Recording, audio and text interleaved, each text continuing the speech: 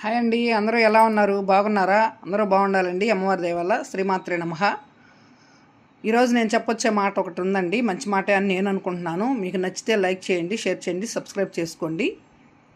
గొప్పతనం అంటే ఏంటో సంపాదించటం, జనాలను సాధించటం కాదండి. మన మాటల వల్ల కానీ చేతల వల్ల కానీ ఎవరిని హింసించకుండా బ్రతకటమే గొప్పవాళ్ళగా బ్రతకటం అండి.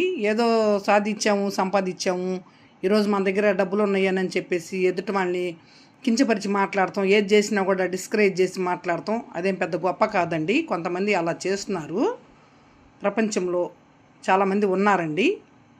ఇంకోటి ఏంటంటే చేయి జారిన బంధం, నోరు జారిన మాట ఎప్పటికీ తిరిగి రావు. మీరు బంధాన్ని, అనుబంధాలని వదులుకునే ముందు ఒక్కసారి ఆలోచించండి. తర్వాత మీరు చేసిన పనికి మీరే బాధపడతారు.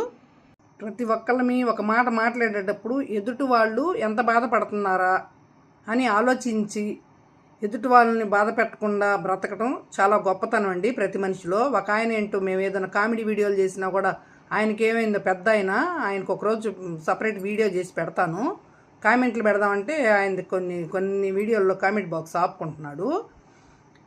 ఆయన కనీసం బుద్ధి లేకుండా ప్రవర్తిస్తున్నాడు. మేమేమీ చేయలేదు, ఏంటంటో బ్యాడ్ కామెంట్స్ పెడుతున్నాడు. చెప్తా ఆయన పైన ఒకరోజు.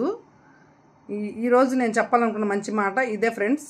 మీకు నచ్చితే లైక్ చేయండి, షేర్ చేయండి, సబ్స్క్రైబ్ చేయండి. ఎవరిని కించపరచకుండా, ఎగతాళి చేయకుండా బ్రతకొచ్చు మనం.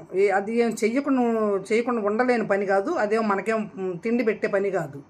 అలా చాలామంది ఎగతాళి చేయటము అంటే కొంచెం వాళ్ళకన్నా కొంచెం తక్కువ స్థాయిలో కనబడుతున్నారు డబ్బుల్లో వాటిల్లో, అందుకని ఎగతాళి చేస్తున్నారు. కనీసం పెద్ద అయ్యే కొందికి వాళ్ళకి కొంచెం జ్ఞానం అనేది భగవంతుడు ప్రతి ఒక్క మనిషికి చెడ తిరుగులు తిరిగిన వాళ్ళకి కూడా జ్ఞానం అనేది ఇస్తాడు. వయసైనా తీసుకొచ్చిద్ది, కనీసం అది లేదు చాలామందికి. మీకు నచ్చితే లైక్ చేయండి, షేర్ చేయండి, సబ్స్క్రైబ్ చేయండి ఫ్రెండ్స్. అందరూ గొప్పగానే ఉండాలి. గొప్ప మనసుతో ఎదుటి వాళ్ళని బాధ పెట్టకుండా, కించపరచకుండా బ్రతకడం నేర్చుకుందాం. ఒకప్పుడు మీరు ఎలా ఉన్నా ఇప్పటి నుంచి, ఈ రోజు నుంచి అయినా ఉండొచ్చు. మీరు ఎంతమంది ఎన్ని అనుకున్నా కూడా మంచిగా బ్రతుకుతున్నా పాత జీవితాన్ని తవ్వే వాళ్ళు కూడా ఉన్నారు. ఎందుకంటే మిమ్మల్ని వెనక్కి లాగుతారనమాట.